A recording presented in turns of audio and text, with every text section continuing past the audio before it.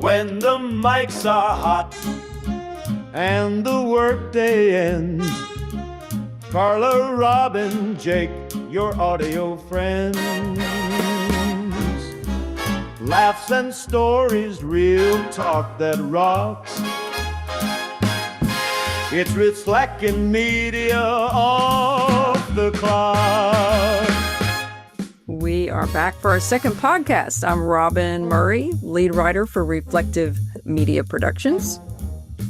And I'm Carla McDougall, CEO of Reflective Media Productions. And I've got a little throwback Thursday here with my We Are Stronger t-shirt. You're representing. Yes. And I'm Jake Allen, the Reflective Media Executive Director, and I do cinematography and editing, and we're all three friends, really good friends, ministry buddies. Ministry buddies. I like that. Yep. Jake has always said we are the cord of three strands. Oh, I think that's Carla's thing. Oh, was that Carla saying that? Carla's thing, yeah. Jake has always quoted Carla in saying. Yeah.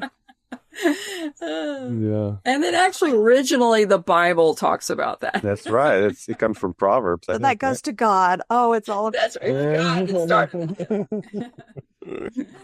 I love Yeah. So today we're talking about our, in many ways, most pivotal project to date, just in terms of the history of the ministry and forming who we are today. And that is We Are Stronger. And we are about 8 years out from its premiere back in, I think it was May of 2017.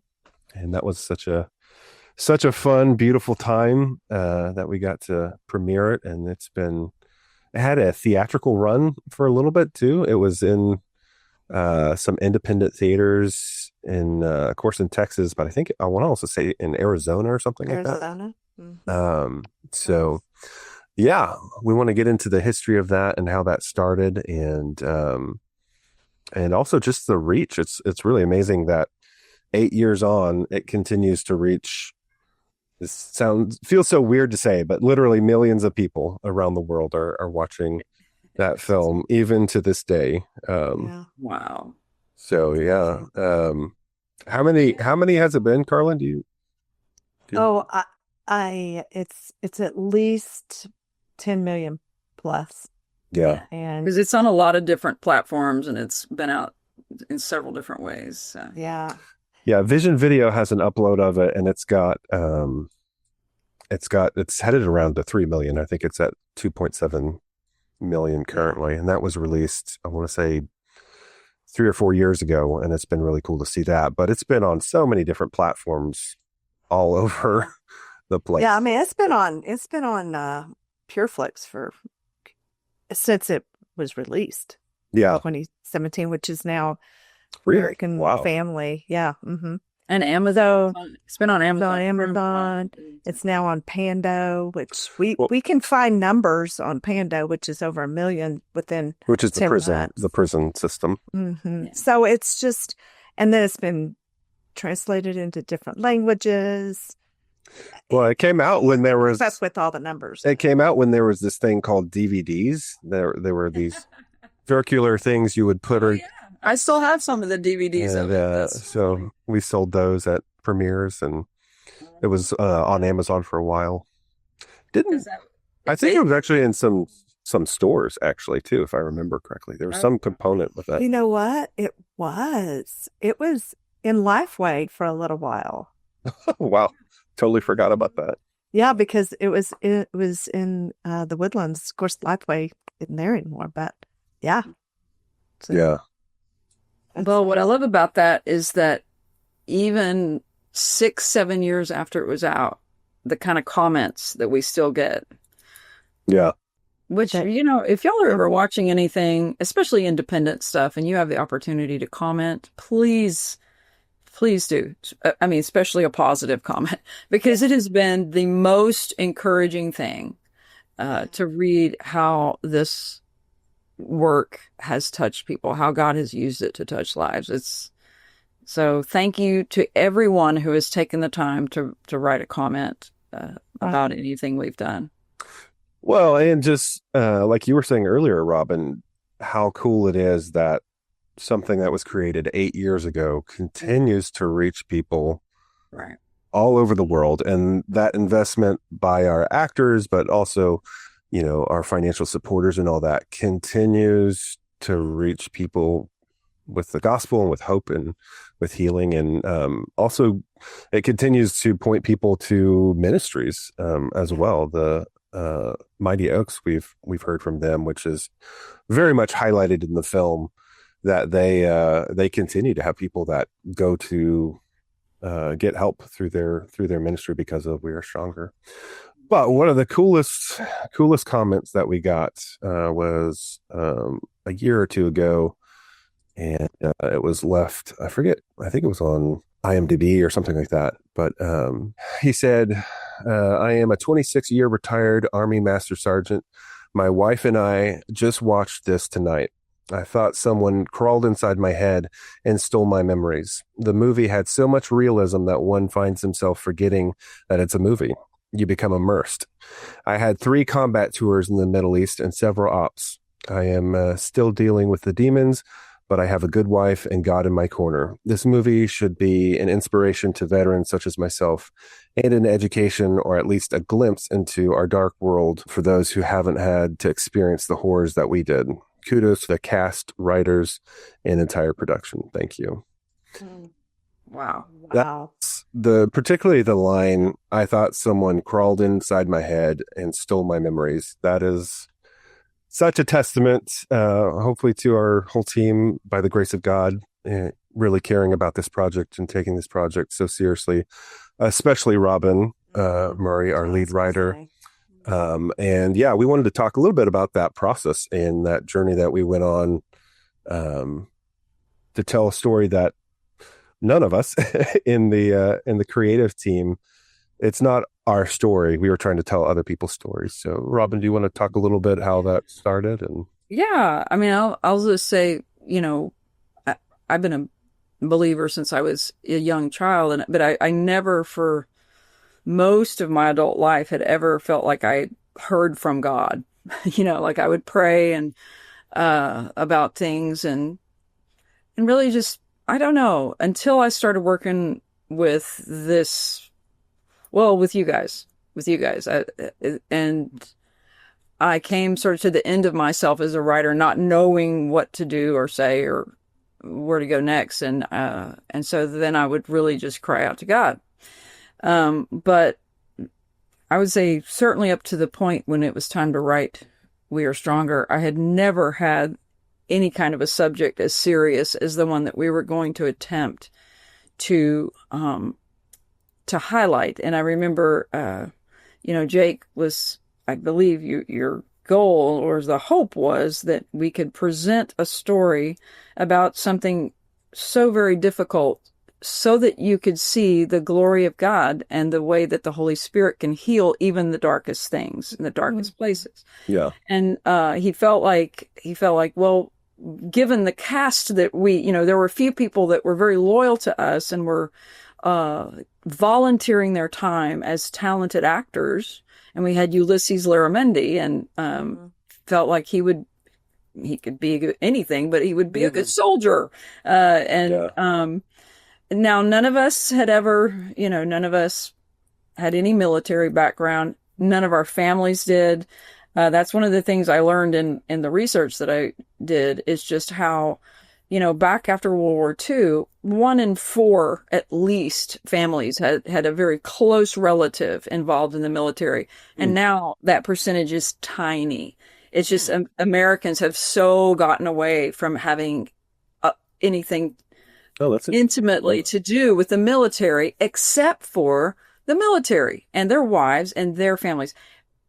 And so they often feel isolated, whether or not they're dealing with PTSD or something. They already feel a little separated from our culture in so many ways. But anyway, so going into this, I obviously had no experience with military. And we were just learning what the term PTSD is, and Carla kept getting the letters backward.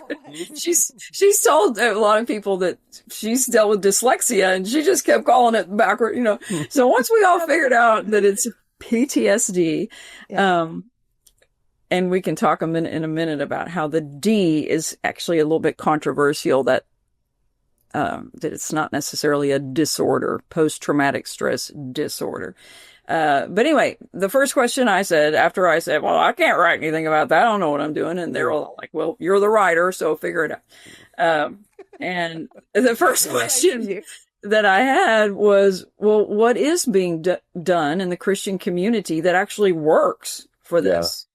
And so we just went from there, and quite a bit of research, and we interviewed a lot of people. But I tell you, it was such a daunting task that I would just pray, literally just cry out to God, God, I don't know what I'm doing.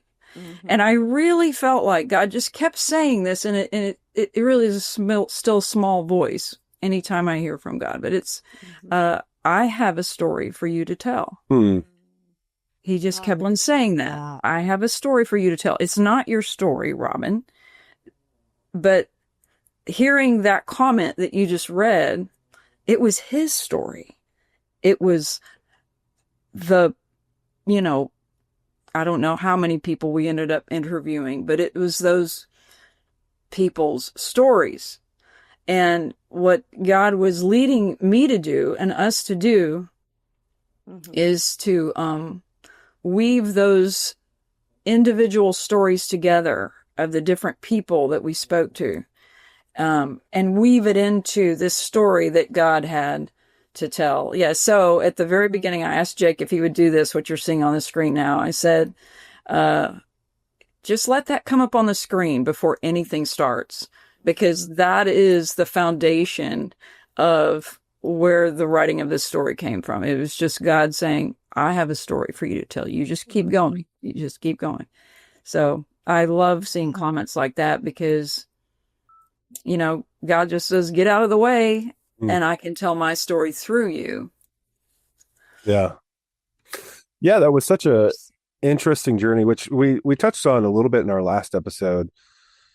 Just kind of a broad view of the ministry and where we came from. And so you can hear a little bit more about just how this project started. But we wanted to get into the details of this project because it was so pivotal for the ministry and has shaped us. And it shapes how we approach it to this day.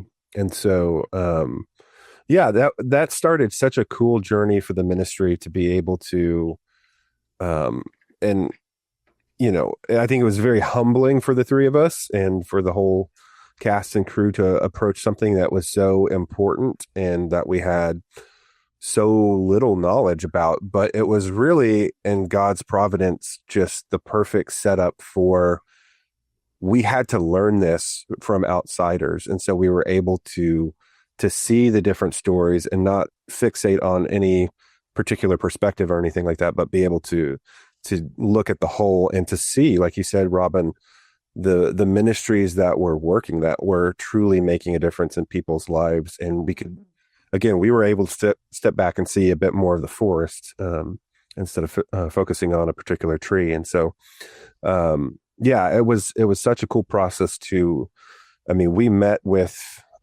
several organizations that we kind of focused in on and were like, what is God doing in this program? We actually went and sat in a group. I can't remember who was all there, but that was incredible to sit in and hear their stories and to really feel where these people were with it. And so, I just want to stop you on that concept of that group. Going to that group meeting was the beginning of us seeing how valuable peer group counseling is. And I know you've got that in kind of in our mission, or not our mission statement, but in part of, in the resources, we make it very clear that we are huge believers in peer group counseling, because those people in that group, I remember just sitting there as these different veterans would just say, my name is so-and-so. You know, and I, well, I can't think of all of the things that but they just needed to say it out loud to someone and have that person not run away, you know. And Well, and they knew that they were in an environment that the people around them got it. Nobody was above anybody else. Everybody's on the same right. level. Everybody understood where they came coming from, especially I think that's true across the board with any challenge that we're facing, any addiction or hurt or trauma that we're dealing with, but especially soldiers and first responders. Like, they inhabit a world we only see in the movies. Right. And so to be in that group and to see these people with just unbelievable life experiences and how they have overcome, but they are so ensnared by different vices and hangups and traumas, and doing that together, that was, again, foundational for our understanding of what the Lord is doing. And I think what he designed us to do, which was always to be in community.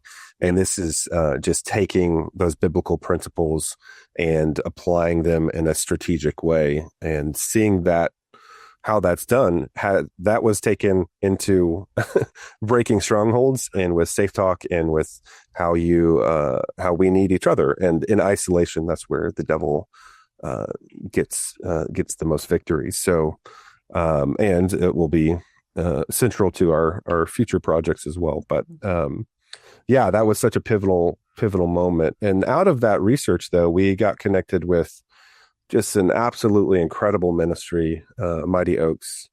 And we met with them.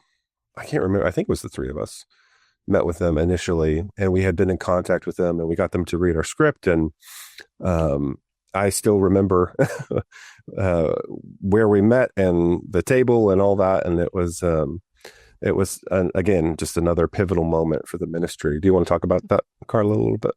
Yeah, that was really fantastic. There was a man that was connected to Mighty Oaks, I think on the board, and they had either come to one of our events or something and heard the project, what we were going to be doing, and said, I know someone who we need to connect you with, is Mighty Oaks, but Chad Robichaux, and who happened to just be in town that day, and his team. And so that's when we met and visited, and they became very instrumental in helping us from even the opening scene with Toby. Connected us to him, and we got the all the equipment we needed, and they helped us get through him and his connections. You know, it was just that way. It was just like one thing after another. But for me too, I started seeing this, wow, we can share it on the screen and then direct them to people who are on the front lines, who are actually doing the work and doing the small groups and doing that. And out of even that, I believe it was that first meeting that y'all had, and I happen to not be there, but we got the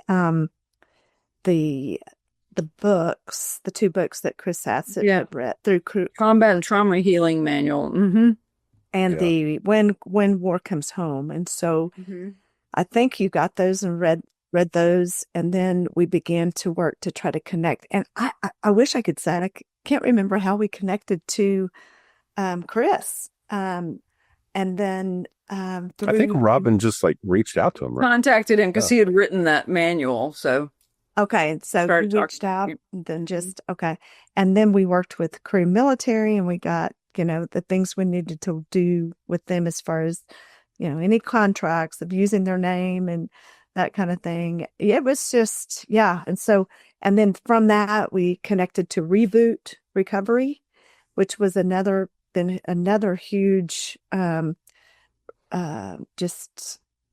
group throughout the world. And remember the Dorners out of San Antonio? And they were just instrumental in helping reach so many. And they used We Are Stronger over and I bet they're still using We Are Stronger.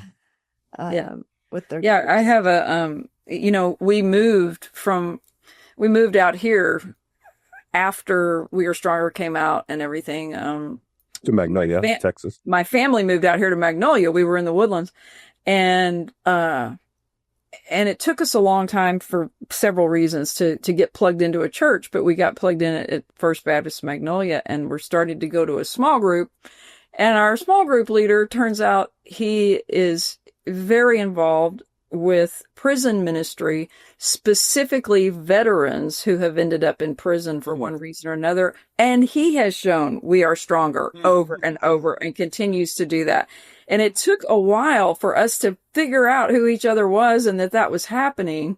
But once he did, and once it clicked, he has come to our recent premieres, and he was so glad to see Ulysses. And, so the reach, it truly, it is amazing how it continues. And that right there is a link with, the prison link with veterans who've ended up in prison for one reason or another, because now we find that our reach goes into the Pando app, which goes through all the prisons. So it's amazing what God has been doing with this show. It is. And I do want to say, though, I don't know if later we may get into the details of the different people involved, but as far as the writing is concerned, probably the most poignant parts in We Are Stronger, I did not write.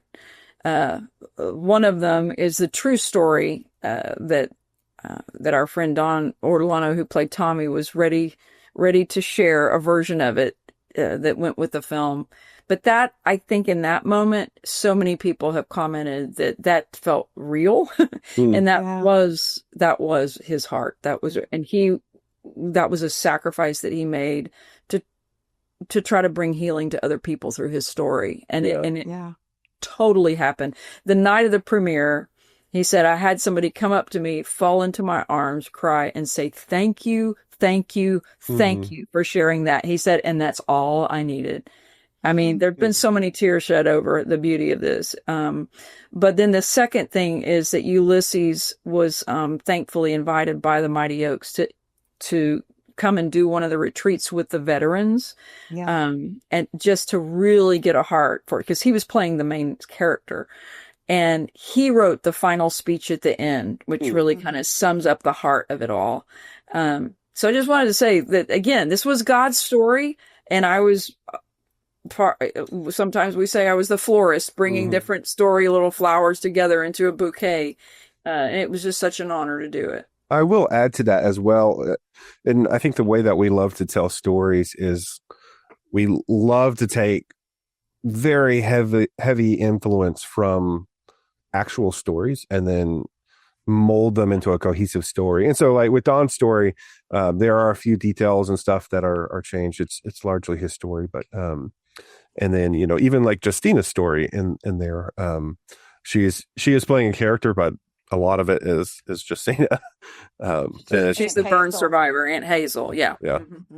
So it's a very impactful way that we've chosen to tell stories, I think. And like you said, we don't have to make up a lot of stuff, because we're taking these stories and weaving them together in a narrative. So it's powerful thing. So that was the process of the research phase, which I love, which we did our own version of that with Breaking Strongholds, the subsequent project, which I don't know if a lot of people know, but there are a decent amount of characters carried over from We Are Stronger into Breaking Strongholds and continue their story. So in a very direct sense, it is a continuation of the We Are Stronger story, which is fun. But yeah, we got to meet just incredible people in the process of the research, and then writing began, and that was molded in the process of filming and all that. And one of the things is somebody who really deserves a shout out and just incredible praise for what he did was Ulysses took the role just so incredibly serious. And Mighty Oaks, just being the wonderful ministry that they are, they invited him to go out and actually go through what the soldiers go through in their program and all that. And I know that was very transformational for him. I believe that was actually kind of mid-process or something. I can't. Well, he went to It was. California. Mm-hmm. It was, yeah. Yeah. He flew to California and went to. Yeah, we were already filming and Mhm. but it definitely gave him a depth of understanding to bring to his role. And like I say, he ended up writing that final Yeah. speech. Yeah. And I can't mention him without mentioning Angela. Ulysses and Angela, they played the husband and wife in there, and they gave so much of themselves. All the cast did, but Angela and Ulysses Yeah. just put their lives on hold in some ways for Mhm. 8 months or 9 months, whatever it was, with the filming And process. Angela, she too had a good friend who was the wife of a military guy that had PTSD, and so she was able to talk to her and in her way as well to really just connect with somebody who had actually gone through this Yeah. very specific thing. So I just love, I mean, everybody involved with it. It was truly a project and passion of love just poured out in ministry. And, we were all so connected in ministry already. And just to see everybody give 110% of themselves. And again, especially for Ulysses and Angela over such a long period of time and just taking the roles so serious and giving of themselves. And they added, like you said, they added so much to those roles. And, it was such a learning process for all of us through that. And Robin and I were and still continue to figure stuff out as we go along. But that was truly just like a boot camp for us in filmmaking and learning that process and how to work with actors. And, thankfully that was, such an easy environment to do that in and to learn in. And, that just escalated so much going into Breaking Strongholds, and we learned all the more going into that project. But it was fun working with actors who took it so seriously and loved doing Well, it. and I think it's important maybe right here to reflect on the fact that, we're a nonprofit. So this is not like a for-profit investment Right. project. This is truly, those who've come alongside that have donated, whether that's monthly donors or one-time donors, sponsors from businesses, all kinds of things. But And churches have, churches, there's a few churches that have stuck with us. And I'll never forget, I was kind of at a crisis of belief. I don't know if y'all remember that, but we needed some more funding and donation. And I just remember praying and asking God, to help us. You know who needs to be part of this, Lord. And right. And so I ended up Ulysses ended up getting a meeting for me with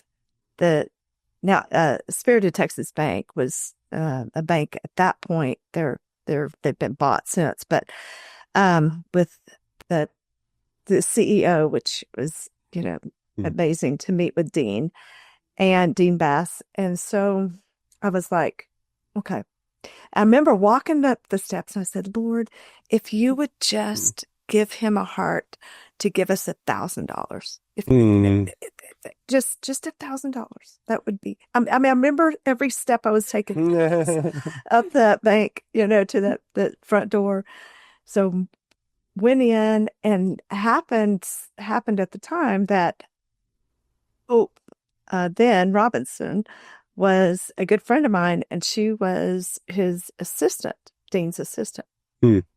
So she sat in the meeting with us, and began talking. Well, come to find out, we had Dean and I had this connection because I went to Abilene Christian my first year of college, and he went all 4 years, and we knew a few people the same, and so there was this immediate connection. And so we got to a point where he goes, well, so how much do you need? Oh, he was only going to give me like 20 minutes, I believe, 20 or 30 minutes. That's all he had. And about 2 hours later, he goes, well, how much do you need? And I said, to finish the project, 75,000. He goes, I think we can do that. And I mean, Just bawled. my tears did not fall down. My tears shot out. I probably shot him with my tears across the table. Yeah. But I was just like in awe of God, and that and then they became a huge part. I mean, they were at everything. They ended up being in one of our scenes right there when we did the big scene at the end and at the Veterans Museum. And anyway, they became a huge part. And they showed up for, I mean, every premiere for months and even years to come. And so it kind of froze up a second while you were talking about his Hope Robinson who is the connector there too, that was on your prayer team. Oh yeah. Before we even, got involved in that. That's right. Oh yeah. She's been on there since 2010. Mm-hmm. Yeah. And so she was another way that you could get connected to Dean and Sarah. But man, that was amazing. Yeah, she's since married an amazing man, and so answered prayers there. Yeah, so we were gonna, since we love to tell God stories, this was gonna kind of kick us off to talk more about specific God stories having to do with We Are Stronger for the next few podcasts. Yeah, just wanted to give it like an overview of just. We're still blown away, mainly the fact that it's been 8 years and we still get these comments and it just keeps going. It's that ripple effect. Yeah. So, just like Carla, that term media missionary, she felt like was very descriptive of what we do. And it's like you go forth and it just keeps going and going and going, even though we have moved on to many other projects since then. Each one has that potential to just keep ministering and ministering. Absolutely. Yeah. I highly encourage those out there who've watched We Are Stronger or haven't watched We Are Stronger to go to Reflective Media Productions YouTube channel. And we have a remastered version, and it is absolutely fantastic. Yeah. But I think it would be a really great refresher, especially for us doing the future, the next few podcasts where we're going to interview some of our actors. There's really so many powerful moments in the story. Like, I mean, as the people, involved in creating it, like, you would think that you would remember all of it vividly, but just watching through it in the process of remastering it, I was just blown away at so many moments in there that are just incredibly powerful. So yeah, that's a good word, Carla. It's like go watch the remastered version. You'll see it with fresh eyes and crisp audio and colors that pop and all that. So yeah. And when you do, be sure and subscribe to our channel. Another good word, yeah. Because we've got so much coming out, so many things that are out that you don't want to miss anything. Yeah.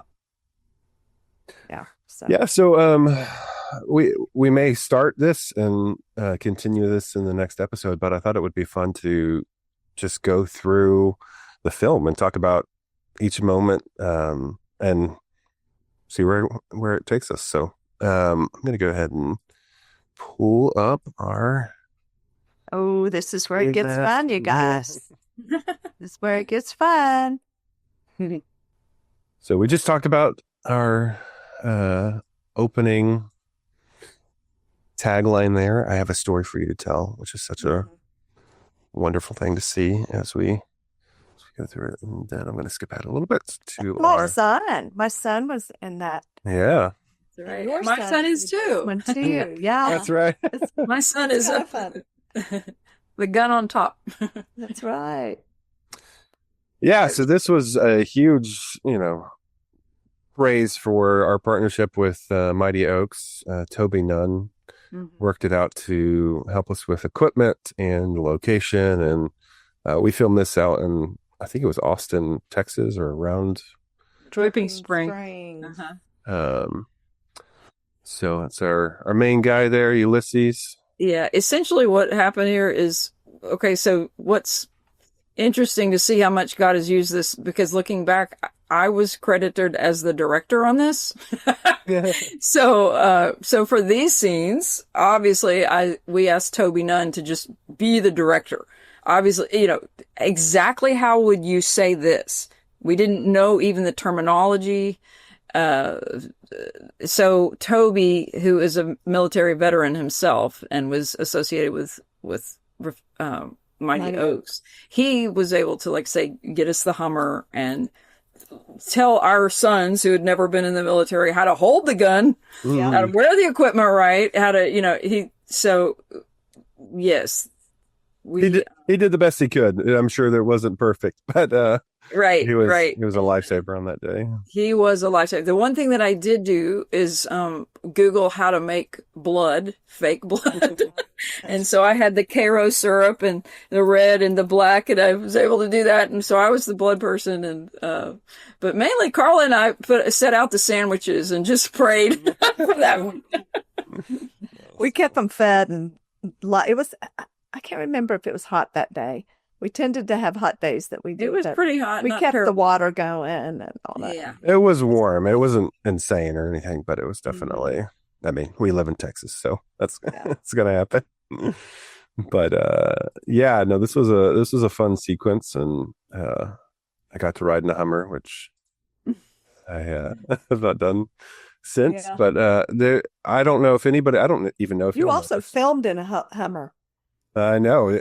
My goodness, it is not glamorous. I can tell you that. It is bumpy as all get out. But there is a mountain there that I added, which I don't know if anybody would ever notice, but it's there. Yes. Oh yeah. That's not there. And very cool. And we don't mean to make light of what you're seeing on the screen by thinking about what we did behind the scenes, but there was such a beautiful camaraderie behind the scenes, that it truly, we just enjoyed doing the work together. So there's Mr. Robinson. There you go. Yes, my son Ben is the soldier on top of the Hummer there. And he's now in Breaking Strongholds as the teacher, Mr. Robinson. His name is Ben Murray. Let's skip ahead a little bit to our flashback. Yeah. This was actually the scene, which if you've watched the last episode, this was kind of where the idea first started. For this, again, as with every project, it kind of looks different than what you start out thinking, but it's amazing to see Ulysses and Angela bring it to life. And I think we filmed this once before this time, and we ended up filming it a second time just to. You know why? Do you remember that? So, I don't remember. I'll tell you. I think this is it. We filmed it before Ulysses went to Mighty Oaks. That's exactly why. And then when he went to Mighty Oaks, he realized that scene needed to change. He wanted to do it again. Yes. He wanted to do it again. So we redid it because of his experience, talking with these veterans. And wow, I forgot that. Yes, it was him wanting to get it more right. Yeah, more accurate. That's the kind of heart he put into this. I mean, he sacrificed time and just, again, as a volunteer. Yeah. Volunteered his. I can't wait to interview him on this. This will be fun. And Angela was amazing as well. Yeah. They when you interview them, they both say that they elevated each other. Yeah, absolutely. She's a great actress. Yeah, and it's it's a hard scene. I mean, there's a lot of emotion and conflict happening here, and Do you remember how? Well, I don't want to spoil our when we do meet with her because that'll be fun. Because I've got a whole story about how she got involved. Mm-hmm. Mm.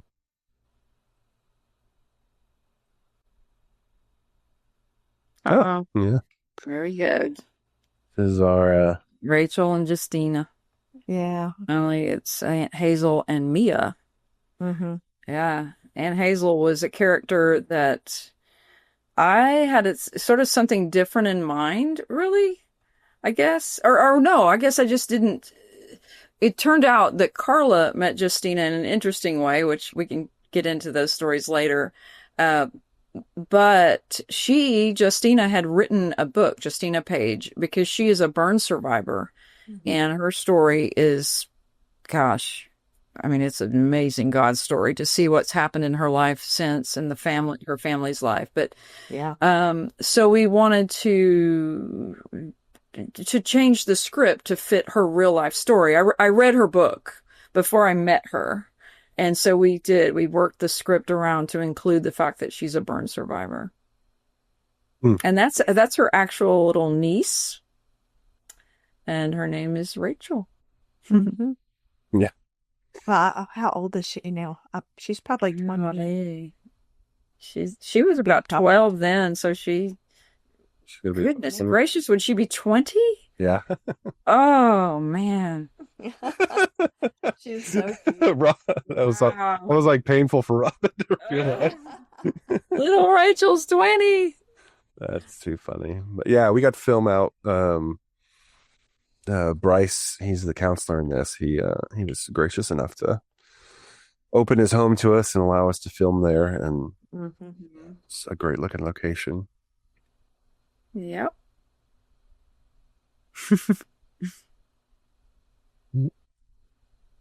There's our first glimpse. Oh, we're back to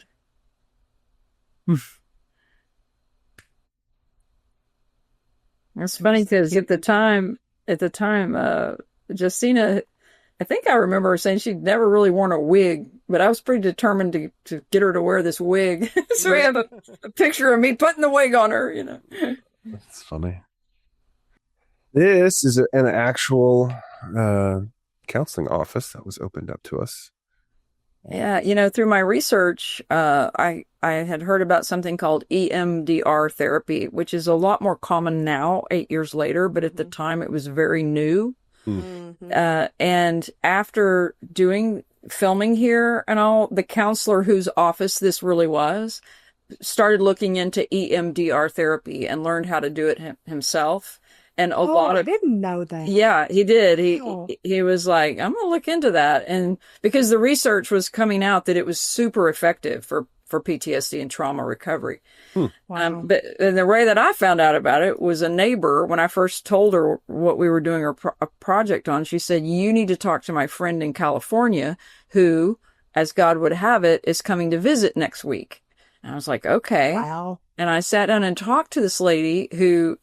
She had, sadly enough, had a child die of sudden infant death syndrome, SIDS. I remember this. And she was having horrible flashbacks, and she just couldn't get past it. So she had gone to this therapist in California, and they did this. It stands for eye movement, I think, deep sensitization. Now I've forgotten. It's EMDR, desensitization and reprogramming, but eye movement desensitization and reprogramming. And it's a very unique therapy, but now I think it's pretty commonly used. I hear about it all the time. Mm-hmm. Yeah, eye movement desensitization and reprocessing. Reprocessing. Yeah, I'm sorry. Yeah. Thank you. Wow. Yeah, that makes more sense because you literally are kind of reframing what happened to try to take it out. It's like your brain, and in fact, this is getting explained right here in this scene. Whatever I learned about the process, and we had Bryce as the chaplain / counselor. We had him be able to say that information into the film. Yeah. So Yeah, it was really good. He's explaining how it all works. Yeah.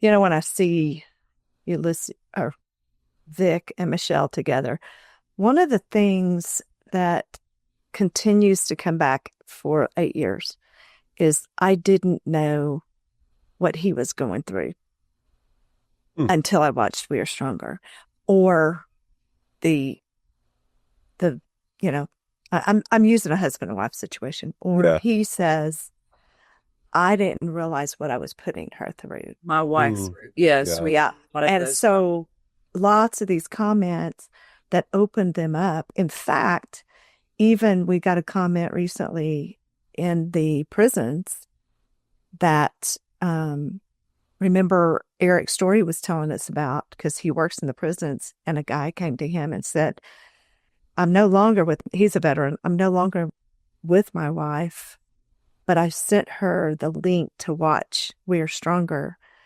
so that she could, understand what I was going through and how I was, I mean, it's really kind of neat. Yeah, it was cool. Yeah, he had us take the angle of the family and the wife.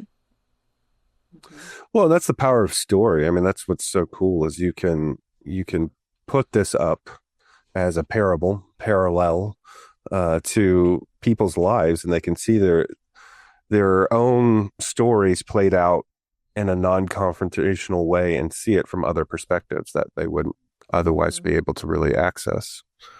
So, yeah, we just saw the value in this through doing the project. We hadn't thought it through until we did the project and could see what God was doing with it. Yeah. And that's when the term media missionaries, Yeah. Yeah. Oh, Jamie. Mm-hmm. So, yeah, Jamie is she's a great actress too. She was with us from our very beginning projects, Behind the Veil, First Love. Mm-hmm. That's Angela on screen there, and then that's Angela. Right. Jamie's on the other side. But Jamie had kind of moved on. She was teaching full time, I think, at this point. Maybe wasn't as available, but was she moved to? Yeah, she was great to be in. She wanted to be involved because she's military. She actually in real life, she and her husband were both veterans. So that's right. She was great. I think she's back into acting now. I think she maybe retired. You know what? It seems like if I remember right, she might have become, like a flight attendant for a while. Maybe. Okay. She's made a new chapter, possibly just to be able to travel and stuff. Okay. I don't know. I'd have to look at Jamie, wherever you are. Tell us what you're doing these days. Give us an update, Jamie. Yeah, update us. I do know she's back into acting. We might see her at Content. Oh, cool. Oh, fun. Yeah, because I think she went last year. Yay. She was our first actress in a lot of ways, like our main leading actress. Yes. For sure. And we used this coffee shop at Woods Edge and First Love as well. Yeah. Yeah, Woods Edge Church. We allowed us to use that coffee shop. I think my other son, is in here as the barista. Yeah, he was up at the beginning, just briefly. Yeah. If you look in the background of the scene in the wide shots, which there's not many of them, but you can see Hope and Kitty. Yeah. Oh, Kitty. Oh. Kitty's the house there that you see that was Michelle and Vic's house was Kitty's house. Yeah. And we'll have to do a whole. Kitty has since passed away, right as this was coming out and being promoted. Yeah. And she got to go to the premiere. I do. There was no greater fan of Reflective Life Ministries, Reflective Media Productions, and this film and this project than Kitty herself. Absolutely. Oh, she was amazing. And her husband was military. She had been a military wife. She was our only connection to the military on the team. Yeah. She was. She was our craft services for this project. She was always making sure we had food to eat, and of course, we filmed so many scenes in her house as well. But she was such a cheerleader for this project. That picture right there is actually my husband Fred's dad. Oh, no way! I didn't know that. Mhm. Yeah, that was a moment to be able to use that picture in there. Oh yeah. Like We were trying to World show. War II. Oh World War wow. II. Mm-hmm. Yeah. That was cool. And then the combat trauma healing manual right there and the Purple Heart. Yeah. Mm-hmm. Whose Purple Heart is that? I think we got it from the museum. From Oh yeah, we the do. Veterans Museum. Is Charlotte her name that was super helpful with? She recently passed as well. And she did. Yeah. Mhm. Yep, she did. Mm. Yeah. It's really cool in the season of Breaking Strongholds, which you have not seen yet, but there is a lot of payoffs to this film, and you see that relationship between Vic and the counselor a little bit, and Dawn Yep. in episode 2. I remember this was originally like a really long scene. It was like all together, and we broke it up back and forth in editing. Yeah. Mm-hmm. There's my father-in-law stepping up on the. And there's my son-in-law. There's Carla's son-in-law. It's before he ever even met Carla's daughter. Oh, really? Yeah. Uh-huh. Yeah. Isn't that fun? Yeah.